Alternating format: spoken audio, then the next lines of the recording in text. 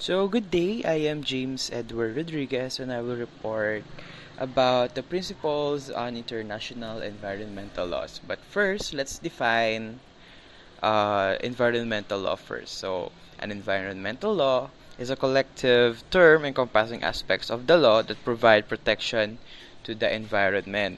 So, sa madaling sabi, environmental law is a law that is established or that is enforced in a country or in an organization that is aimed to provide protection for the environment. So, mostly, dito sa Philippines, one of the governing bodies that regulates the environmental laws or yung mga nagpapatupad ng ordinances then ay yung local government, but there is a specific sector in the government which is the DENR. Okay, so ang environmental law, it's not only specific it's not only specific in a particular country, but it can also have similar policies just like in other nations or in other companies. Pero sa may international environmental law nga, pinapatupad siya ng isang governing body that is covering a lots of nations. For example, may international environmental law sa may United Nations, and kapag part ka ng United Nations, just like us, meron silang pinapatupad na environmental laws that we have to comply with. Okay, so start naman tayo dun sa may precautionary principle.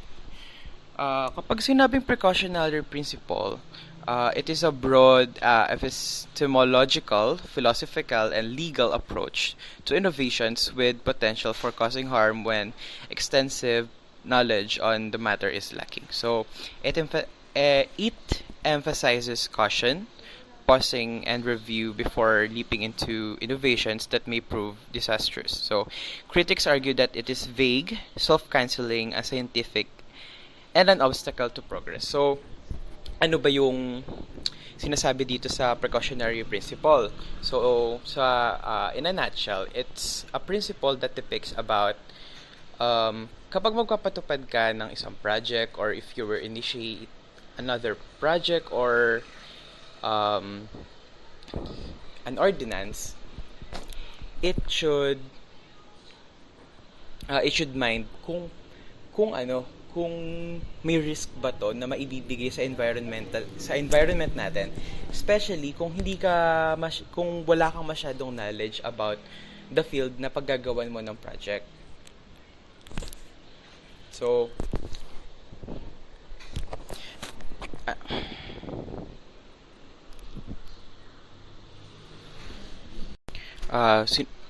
another thing is that sinasabi lang nito na before you progress or before you launch another project after another one, you have to bear in mind the pros and cons of the said project regarding the environment.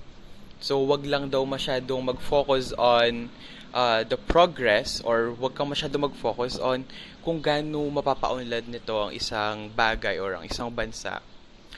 Pero tingnan mo pa rin kung ano yung magiging side effect nito sa environment, because sometimes technological advancement can be very harmful for environment itself, and we will be ultimately affected by it, not only in the short term but also in the long run. So we have to be very cautious of what projects or what are we going to launch, because it might affect the environment without further research. So you have to be very knowledgeable about what you are entering into, and you have to know every hole that it has on your project. So this principle has many critics because it is vague, self-canceling, unscientific, and obstacle to progress. So ano nga ba kasi yung parang main thought dito? 'Di ba, katulad nga ng sinabi ko, precaution. So every project na gusto mong i-launch that has a possibility of harming the environment should not be done immediately. So marami kang kailangan na na gawin, marami kang kailangan i-comply, marami kang kailangan i-defend, especially sa community na paggagawin mo na to or sa may governing body. So parang ano lang yan, kailangan mong mag-bid sa government. For example, you will open up a mining business or may plano ka na mag-mine. Before that, you have to take the bid dun sa local government na yon or for example sa company itself na paggagawan mo ng venture, kailangan mong mag-defend nun. And if hindi siya magiging pasok, it will be cancelled. So, just look at the hassle that it will give to the people, especially kapag yung principle na to is i-apply. Kumbaga, it is making the process of progress na mas madiwara daw, sabi nga ng mga critics. So, maraming nagiging critics yung principle na to kasi nga, it hinders progress, which is true, but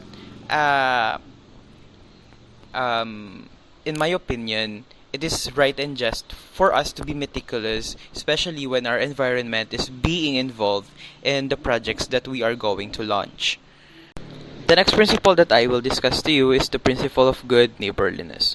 So, in the term itself, good neighbor, so it talks about sa mga neighbor countries or sa neighbor states.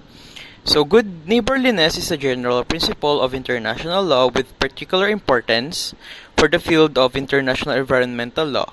The principle obligates states to try to reconcile their interests with the interest of neighboring states. So, what does that mean? Normally kasi yung term na states hindi ginagamit dito sa Philippines, but in other countries ginagamit to, just like in the United States of America. Sa United States kasi, maraming states doon. For example,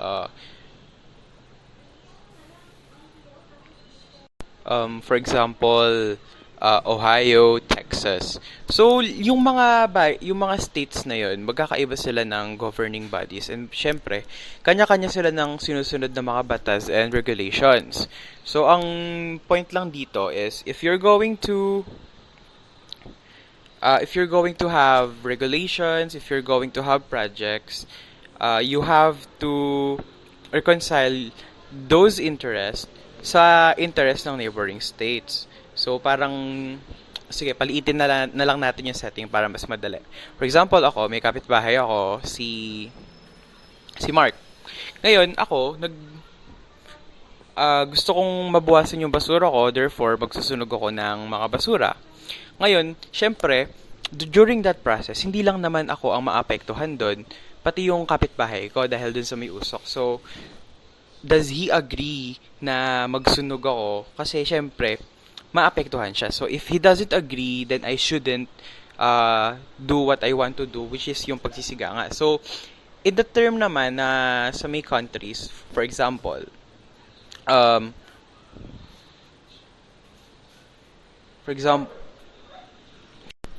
for example is yung sa may China and dito sa Philippines. So, they have to mind nga yung mga ginagawa nila na, for example, yung sa may pagbabangka and yung sa may pagdadaong nila ng mga ships din sa may West Philippine Sea. Of course, if they're going to do that, they have to ask for permission dito sa state natin, which is dun sa may government ka natin. But sadly, hindi ginagawa yun ng China and they are claiming it as theirs. So, yun nga, parang nawawala yung principle ng good neighborliness, which is yun nga, yung pagmamind or pagre-reconcile ng interest ng isang country sa neighboring countries nila whenever they are doing activities and such. So, what does this have to do with the environment? Katulad ng sinabi ko na sa may example kanina, for example, magsusunog ako and sort. And then, yung katabi ko pala is a nearby ecological preserve, ganon. So, hindi ba madadamage yung kalapit ko na biological reserve kapag nagsunog ako? So, ganun lang din yun. In a bigger setting, sinasabi lang na if it will affect the environment of your neighboring country, you have to ask for their permission or you have to reconcile your interest with their interest. So, ganun lang yun. Yung parang you have to mind your business while also minding their business when in terms of environment. Another principle is the principle of sustainable development. The organizing principle for meeting human development goals while simultaneously sustaining the ability of natural systems to provide the natural resources and ecosystem services on which the economy and society depend. So, parang sa may precautionary principle lang to, but ang main thought ng sustainable development principle is that kapag ginagawa mo na ang isang bagay or when you're doing a certain development, it has to be simultaneous with the development or the preservation of the natural resources. Dahil, gaya nga ng sinabi ko kanina dun sa may first topic natin, technological advancements can be very harmful for the environment. So for example, nag-take ka na nga ng precaution. So, okay, na-lessen mo na yung damage na magagawa mo sa environment. Kapag ginagawa mo na yung isang policy or kapag ginagawa mo na yung isang activity or isang task, you have to make it sure that you are also developing the sustainability of your environment. Hindi lang yung sustainability na magiging project mo and ng progress. Okay. So maraming sakop tong sustainable development. For example, sa may cosmetic companies, 'di ba, yung fur ng Celemur, ginagamit siya na pang false eyelashes. Ngayon, syempre na since nagkakaroon ng damage yung paggawa ng cosmetic companies na yun or pag-exploit sa mga lemurs, pinapastop siya ngayon ng environmental and ng animal welfare societies. And another thing is that yung sa for example, sa pagmimina and sa mga pagla-launch ng power plants, 'di ba?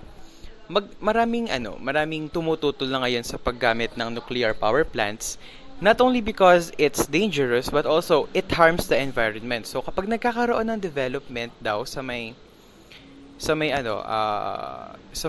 part ng mga humans, they also should take care of the environment. Ngayon, dito sa may sustainable development na to, ang nakikita ng mga alternative ng mga experts, for example, sa may power plants, is using the reusable resources just like water. So, hydropower plants, windmills, solar energy farms. Isa yun sa nagiging scope ng principle of sustainable development. If you're going to put the humans or the human lives into flourishment, you also have to sustain the environment because dun naman talaga tayo nakadepende sa environment din natin, sa may natural resources pa rin. Another principle that I will tackle is the polluter pays principle. This principle is enacted to make the party responsible for producing pollution responsible for paying for the damage done to the natural environment. So it is regarded as a regional custom because of the strong support it has received in most organizations for economic cooperation and development, or OECD and European Union countries. So another fact is that it is a fundamental principle in the US environmental law. So ano ba yung sinasabi ng law na to? So madaling sabi lang na to, or in a smaller setting, eka nga nila. Ikaw ay responsible for everything that you do, especially if you will pollute the environment. So for example, gaya nga ng mga nangyayari dun sa may Pasig River, kailangan nilang magbayad ng multa dahil pinopollute nila yung river or their activities are polluting the river. So parang sa may lang rin to, sa bigger setting na, for example, if you cause pollution in a natural environment, ikaw ang kailangang magbayad or ikaw yung kailangang sumagot ng rehabilitation nun. and ng pag-aayos ulit nun. So, yun lang yung sinasabi niya. So, naging fundamental principle siya sa US environmental law kasi nga, syempre, kaya nga na sinabi ko, maraming states ang US. So, mahirap i-determine kung parang, di ba, since they are in a big country, mahirap i-determine kung sino nga ba ang dapat magbayad or mag-shoulder ng burden kapag nagkaroon ng pollution sa mga environment. So isa na rin yun sa naging solution na kung sino man ang naging clear na naging cause or nag-cause ng pollution, they have to shoulder every penny para sa pagre-rehabilitate or sa pag-recover sa damage na gawa sa natural environment. So another principle is the environmental impact assessment principle. Kung tutuusin natin, it is somewhat related to the precautionary principle kasi the environment impact assessment principle is the assessment of the environmental consequences of a plan, policy, program, or actual projects prior to the decision to move forward with the proposed action. So, ang sinasabi lang nito is if you will launch a project or kung gagawa ka ng policy, program, or anything, kailangan mong i-assess ang environmental impact na to or consequences na to sa may location na paggaganapan mo ng sinabi mong project. So, if it is violated, syempre, hindi maipapatupad or maboboycott yung project na pinopose mo. So, gaya nga na sinabi ko, sa may precaution, parang kadikit lang siya ng precautionary principle. Pero dito, mas detailed or mas meticulous yung process. Kasi sinasabi na to na you have to assess or kumbaga, syempre, kailangan mo mag-submit ng assessment form or ng mga files describing or assessing your project regarding the environment or regarding dun sa may place na pagpupuntahan mo and what are its effects on the place. So another topic that I will discuss is the principle of intergenerational equity. So intergenerational equity is often referred to in environmental context as younger age cohorts will disproportionately experience a negative consequence of environmental damage. So ano ba yung sinasabi na to? Sinasabi lang na to is you have to be fair para sa lahat ng generations, including the future generations. So if you will launch a project or if you're going to do activities, kailangan ay masustain mo yung environment para sa susunod na generation. Kasi what we do now will greatly affect their future. Kasi nga, syempre, kung masira man natin environment, hindi lang tayo maapektuhan nun, pati yung susunod na generation. So, two perspectives can be taken on what should be done to ameliorate environmental intergenerational equity. So, the weak sustainability perspective and the strong sustainability. So, ano ba yung dinidiscuss kapag sinabi nating weak sustainability?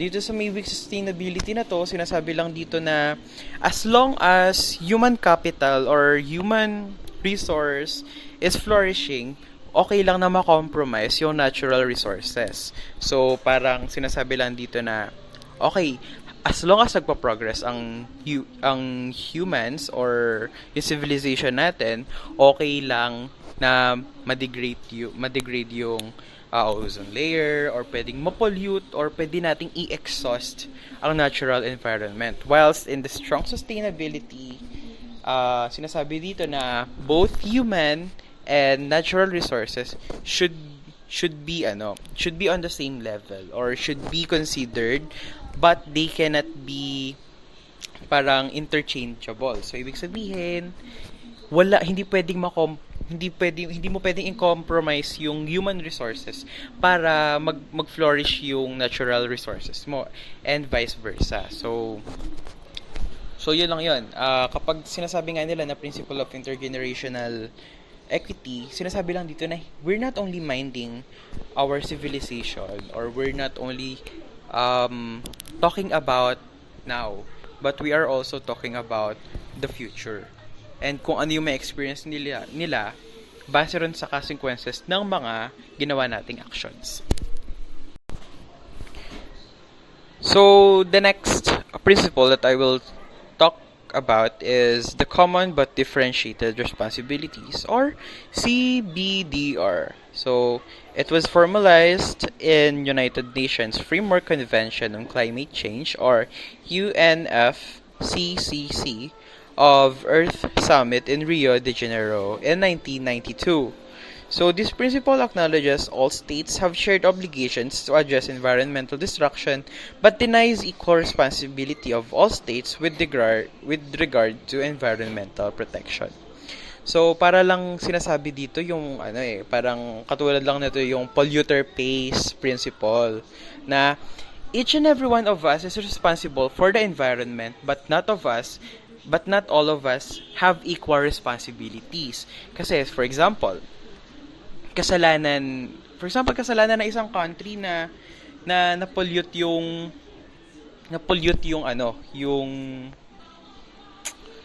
yung river natin dito sa Philippines, or yung, for example, sabihin natin yung Manila Bay ay na-pollute ng isang country. Hindi naman ibig sabihin na yun na since we all have the common responsibilities of safeguarding the environment, ay we will be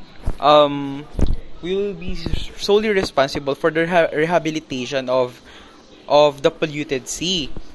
But in fact, kung sino man ang may kasalanan nun, ay they have to be more responsible doon. So for example, magpo-produce tayo ng projects to rehabilitate it, but kailangan din nilang mas maging responsible for it. So ibig sabihin, either they will fund the rehabilitation, or they will be the ones to host the rehabilitation itself. And another thing is that, for example, you have a country has a bigger scope sa may environmental reserves. Hindi naman ibig sabihin na to na kailangan natin silang maging kaagapay dun sa pagpapreserve ng environmental reserve nila. Pwede natin silang i-support because we have the responsibility to promote the safeguarding or the protection of the environment. Pero syempre, they are the ones responsible for rehabilitating or preserving the natural reserve, especially because it is in their scope of the government, or of their government rather. So, yun lang yun.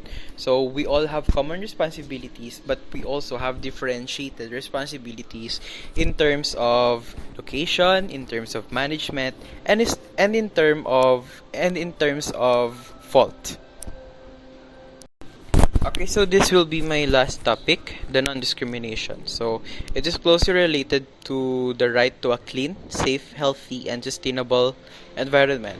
As the Special Rapporteur on Human Rights and the Environment has affirmed, the obligations of states to prohibit discrimination and to ensure equal and effective protection against discrimination apply to the equal enjoyment of human rights relating to safe, clean, and healthy and sustainable environment. So, sa may principle na to, it depicts about the overall equity of us humans. So sabi nga nila, we all have the rights to